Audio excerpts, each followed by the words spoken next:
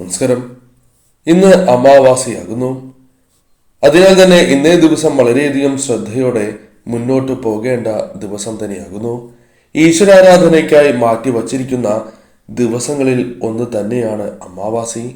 നമ്മുടെ ജീവിതത്തിൽ മാനസികപരമായ പ്രശ്നങ്ങൾ വർദ്ധിപ്പിക്കുന്ന ദിവസമെന്ന പ്രത്യേകതയുമുണ്ട്. അതിനാൽ തന്നെ ഇന്നേ ദിവസം ഈശ്വരാരാധന നാം ശരിയായ രീതിയിൽ നടത്തിയില്ല എങ്കിൽ ഇന്നേ ദിവസം ജീവിതത്തിൽ പല രീതിയിലുള്ള പ്രശ്നങ്ങൾ വന്നു ചേരാം. അതിനാൽ തീർച്ചയായും ഇന്നേ ദിവസം നിങ്ങൾ തീർച്ചയായും ഇഷ്ടദേവതയെയും പരമശിവനെയും ദേവിയെയും ആരാധിക്കേണ്ടത് അനിവാര്യം തന്നെയാകുന്നു. ഇന്നേ ദിവസം ക്ഷേത്ര ദർശനം തീർച്ചയായും നടത്തേണ്ടതുമാകുന്നു. സാധിക്കാത്തവർ ഇന്നേ ദിവസം വൈകുന്നേരമെങ്കിലും ദർശനം നടത്തുവാൻ ശ്രദ്ധിക്കുക. ഇന്നേ ദിവസം ജ്യോതിഷപരമായി നോക്കുകയാണ് എങ്കിൽ ചില നക്ഷത്രക്കാർക്ക് വളരെ ദോഷകരമായ ഫലങ്ങളാണ് വന്നു ചേർന്നിരിക്കുന്നത്. ഇന്നു മുതൽ 7 ദിവസം ഇവർ വളരെയധികം ശ്രദ്ധ പുലർത്തേണ്ട ദിവസങ്ങൾ തന്നെയാകുന്നു. ഈ നക്ഷത്രക്കാർ ആരെല്ലാമാണ് എന്നും ഈ നക്ഷത്രക്കാരുടെ ജീവിതത്തിൽ സംഭവിക്കാൻ പോകുന്ന കാര്യങ്ങളെക്കുറിച്ചും ഈ വീഡിയോയിലൂടെ വിശദമായി തന്നെ മനസ്സിലാക്കാം. ഇന്നേ ദിവസം നടത്തുന്ന വിശേഷാൽ ദേവി പൂജയിൽ ഉൾപ്പെടുത്തുവാൻ ആഗ്രഹിക്കുന്നവർ പേരും നിങ്ങളുടെ ജന്മനക്ഷത്രവും കമന്റ് ബോക്സിൽ രേഖപ്പെടുത്തുക. ആദ്യത്തെ നക്ഷത്രമായി പറയുന്നത് ഭരണി നക്ഷത്രമാകുന്നു. ഭരണി നക്ഷത്രക്കാർക്ക് അമാവാസ്യ മുതൽ വളരെയധികം ദോഷകരമായ ഫലങ്ങൾ തന്നെയാണ് വന്നു ചേർന്നിരിക്കുന്നത്. ഇവരുടെ ജീവിതത്തിൽ ഇവർ വിചാരിക്കുന്ന പല കാര്യങ്ങളും നടക്കണം എന്നില്ല. പല കാര്യങ്ങളും ജീവിതത്തിൽ നിന്നും ഒഴിവായി പോകുന്നതുമാണ്. അതായത് ജീവിതത്തിൽ പ്രതീക്ഷിക്കുന്ന പല കാര്യങ്ങളും വേണ്ട വിധം അത് വിനിയോഗിക്കുവാൻ സാധിക്കാത്ത അവസ്ഥ വന്നു ചേരും. കൂടാതെ വാക്ക് തർക്കങ്ങൾ, അതേപോലെ തന്നെ ബന്ധങ്ങളിൽ വിള്ളൽ വീഴുക, വാഹനാപകടത്തിന് സാധ്യത, മാനഹാനി തുടങ്ങിയ കാര്യങ്ങൾ വന്നു ചേരുന്ന ദിവസങ്ങളാണ് ഇത്. അതിനാൽ ഈ സമയം നിങ്ങൾ വളരെ ശ്രദ്ധയോടെ തന്നെ മുന്നോട്ട് പോവുക എന്ന കാര്യമാണ് ചെയ്യേണ്ടത്. ഈ സമയം ഇഷ്ടദേവതയെയും അതേപോലെ തന്നെ പരമശിവനെയും ദേവിയെയും പ്രാർത്ഥിക്കുന്നത് വളരെ ശുഭകരമാകുന്നു. പ്രത്യേകിച്ചും അടുത്തുള്ള ക്ഷേത്രങ്ങളിൽ ഈ ദിവസങ്ങളിൽ ദർശനം നടത്താൻ മറക്കാതിരിക്കുക. കാരണം ഈ സമയം നിങ്ങൾക്ക് അത്ര ഗുണകരമായ സമയമല്ല.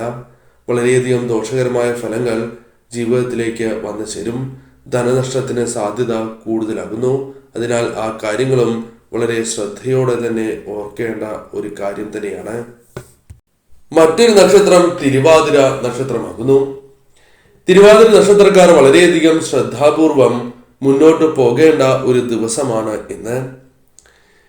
ഇന്നു മുതൽ ഇവരുടെ ജീവിതത്തിൽ അത്ര ശുഭകരമല്ലാത്ത ഫലങ്ങളാണ് വന്നു ചേരുക എന്ന കാര്യം ഓർത്തിരിക്കേണ്ടതാകുന്നു. പ്രധാനമായും ഇവരുടെ ജീവിതത്തിൽ ധനപരമായ നഷ്ടങ്ങൾക്ക് സാധ്യത കൂടുതലാകുന്നു. പല കാര്യങ്ങളുമായി ബന്ധപ്പെട്ട് മാനഹാനി വന്നു ചേരാനുള്ള സാധ്യതകളും കൂടുതൽ തന്നെയാകുന്നു. വീട്ടിൽ സ്വസ്ഥത ഇല്ലാത്ത അവസ്ഥ, അനാവശ്യമായ കലഹങ്ങൾ, പല വ്യക്തികളുമായി ബന്ധപ്പെട്ട് വന്നു ചേരുക തുടങ്ങിയ കാര്യങ്ങൾക്കും സാധ്യത കൂടുതൽ തന്നെയാകുന്നു. കൂടാതെ ഈ സമയം പ്രതീക്ഷിക്കാതെ തന്നെ പല ബന്ധങ്ങളും നഷ്ടപ്പെടാനുള്ള സാധ്യതയും കൂടുതലാകുന്നു. അതിനാൽ ഈ സമയം വളരെ കരുതലോടെ തന്നെ മുന്നോട്ട് പോകേണ്ടത് അനിവാര്യമാണ് എന്ന കാര്യം പ്രത്യേകം ഓർത്തിരിക്കുക. വാഹനാപകടത്തിനും സാധ്യത കൂടുതൽ കൽപ്പിക്കപ്പെടുന്ന ഒരു സമയം തന്നെയാണ് ഇത്. അതിനാൽ ഈ സമയം അശ്രദ്ധമായ ഒരു കാര്യവും ചെയ്യാൻ പാടില്ല എന്ന കാര്യം ഓർക്കുക.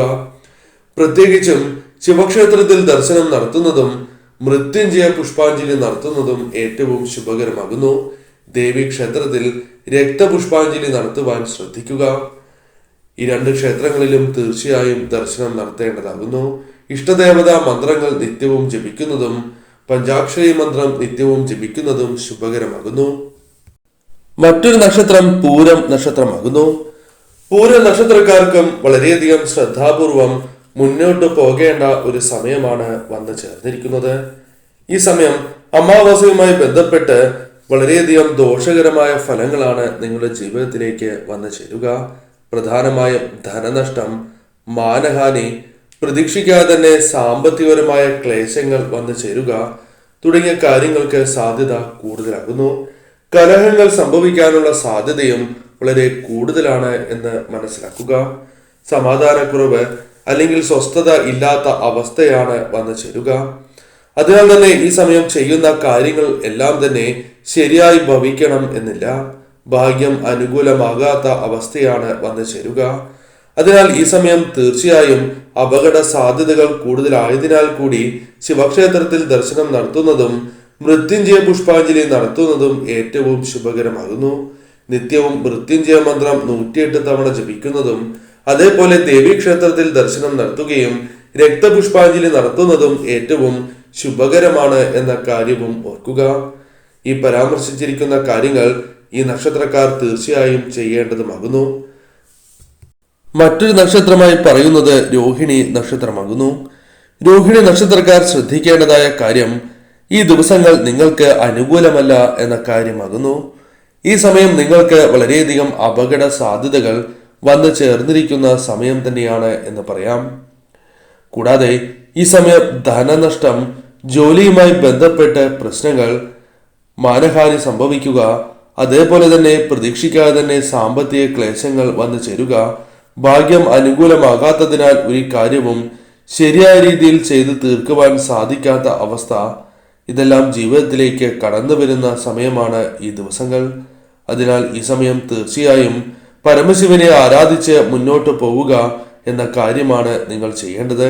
പരമശിവനെ ആരാധിക്കുന്നതിനോടൊപ്പം ദേവീക്ഷേത്രത്തിൽ കൂടി ദർശനം നടത്തുവാൻ പ്രത്യേകം നിങ്ങൾ ശ്രദ്ധിക്കേണ്ടതായിട്ടുണ്ട്. ശിവക്ഷേത്രത്തിൽ മൃത്യുഞ്ജയ പുഷ്പാഞ്ജലിയും അതേപോലെ തന്നെ നിത്യവും മൃത്യുഞ്ജയ മന്ത്രം ജപിക്കുന്നതും ശുഭകരമാകുന്നു. ദേവീക്ഷേത്രത്തിൽ രക്തപുഷ്പാഞ്ജലി നടത്തി അമ്മയെ പ്രാർത്ഥിക്കുവാൻ ഏവരും ശ്രദ്ധിക്കുക. അതിനാൽ ഈ നക്ഷത്രക്കാർ വരും ദിവസങ്ങളിൽ വളരെ ശ്രദ്ധയോടെ തന്നെ മുന്നോട്ട് പോവുക. അശ്രദ്ധമായി എടുക്കുന്ന തീരുമാനങ്ങൾ അത് നിങ്ങളുടെ ജീവിതത്തിൽ ദോഷകരമായ ഫലങ്ങൾ മാത്രമേ സൃഷ്ടിക്കൂ എന്ന കാര്യവും ഓർക്കുക. മറ്റൊരു നക്ഷത്രമായി പറയുന്നത് മകയിരം നക്ഷത്രമാകുന്നു. മകയിരം നക്ഷത്രക്കാർ ഈ കാര്യങ്ങൾ വളരെ ശ്രദ്ധയോടെ തന്നെ കേൾക്കേണ്ടതാകുന്നു. കാരണം ജീവിതത്തിൽ വളരെ ദോഷകരമായ ഫലങ്ങൾ വന്നു ചേരുന്ന ദിവസങ്ങളാണ് ഉള്ളത്. അതിനാൽ ഈ സമയം നിങ്ങൾ ചെയ്യുന്ന പ്രവൃത്തികൾ നിങ്ങൾക്ക് അനുകൂലമായി ഭവിക്കണം എന്നില്ല. ചെയ്യുന്ന കാര്യങ്ങളിൽ വളരെയധികം തടസ്സങ്ങൾ വന്നു ചേരുക, ധനനഷ്ടം സംഭവിക്കുക, മാനഹാനി സംഭവിക്കുക, കൂടാതെ നിങ്ങൾ ചെയ്യുന്ന പ്രവർത്തനങ്ങൾ ശരിയാകാത്തതിനാൽ നിങ്ങൾക്ക് പഴി കേൾക്കേണ്ടത് വരിക തുടങ്ങിയ കാര്യങ്ങൾ സംഭവിക്കാവുന്ന ദിവസങ്ങളാണ് വന്നു ചേർന്നിരിക്കുന്നത്.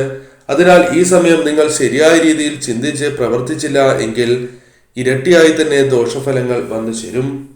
പ്രധാനമായും ഇവർ ചെയ്യേണ്ട കാര്യങ്ങൾ അടുത്തുള്ള ക്ഷേത്രത്തിൽ, പ്രത്യേകിച്ചും ശിവക്ഷേത്രത്തിൽ ദർശനം നടത്തുകയും മൃത്യുഞ്ജയ പുഷ്പാഞ്ജലി നടത്തുക എന്ന കാര്യമാകുന്നു.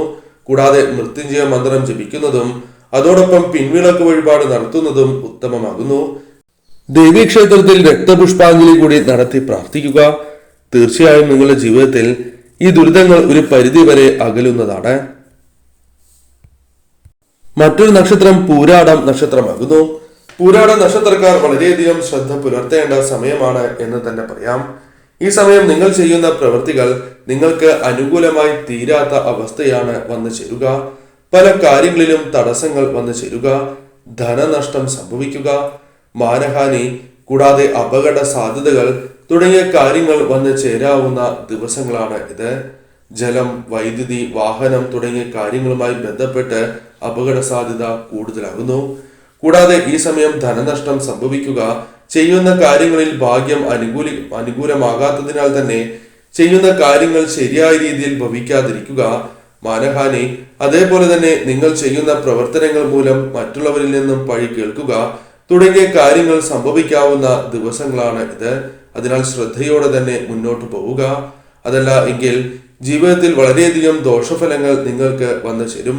ഈ സമയം പ്രത്യേകിച്ചും ശിവക്ഷേത്രത്തിൽ ദർശനം നടത്തുന്നതും ദേവീക്ഷേത്രത്തിൽ ദർശനം നടത്തുന്നതും ഉത്തമമാകുന്നു. ശിവക്ഷേത്രത്തിൽ ദർശനം നടത്തുകയും ഭഗവാന് മൃത്യുഞ്ജയ പുഷ്പാഞ്ജലി നടത്തി പ്രാർത്ഥിക്കുന്നതും ഉത്തമമാകുന്നു. പിൻവിളക്ക് കൂടി നടത്തുക. ദേവീക്ഷേത്രത്തിൽ രക്തപുഷ്പാഞ്ജലി നടത്തി പ്രാർത്ഥിക്കുക. തീർച്ചയായും വ്യത്യാസങ്ങൾ വന്നു ചേരും എന്ന് തന്നെ പറയാം. മറ്റൊരു നക്ഷത്രമായി പറയുന്നത് തിരുവോണം നക്ഷത്രമാകുന്നു. തിരുവോണ നക്ഷത്രക്കാർക്കും ദോഷകരമായ ഫലങ്ങൾ വന്നു ചേർന്നിരിക്കുന്ന സമയമാണ് എന്ന് തന്നെ പറയാം.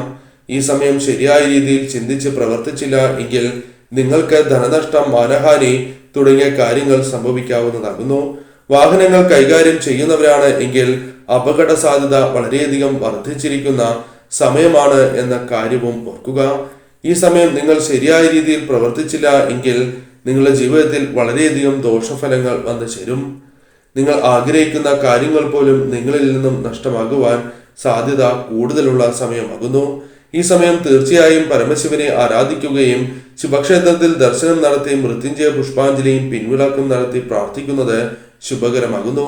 ദേവീക്ഷേത്രത്തിൽ ദർശനം നടത്തുകയും രക്തപുഷ്പാഞ്ജലി നടത്തി പ്രാർത്ഥിക്കുക. തീർച്ചയായും വ്യത്യാസങ്ങൾ വന്ന് ചേരുന്നതാകുന്നു.